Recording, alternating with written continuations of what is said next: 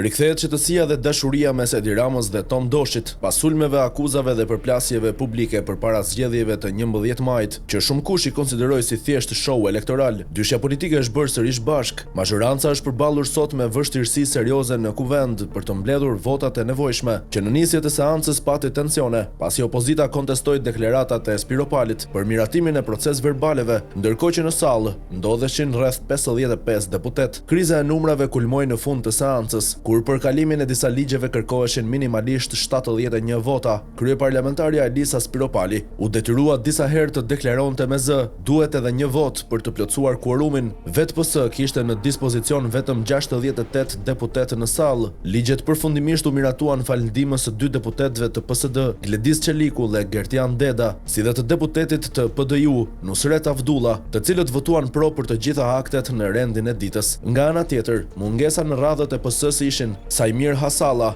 Bledi Çuçi dhe Tatiana Piro. Kjo e fundit nuk u kandidua fare në zgjedhje, si dhe vetë Edi Rama dhe Mirela Kumbaro. Opozita gjithashtu nuk mori pjesë në votim. Ajo që bie në syre se Rama dhe Doshi shfaqin show politik sa herë u prishen interesat. Doshi kërkonte vëmendje përpara zgjedhjeve ose ndonjë kock më shumë. Tani që PS ka shumicën, ai ka ulur kokën dhe ndjek Ramën, me shpresën se do t'i kërkohet ndihma kur të duhen 84 vota.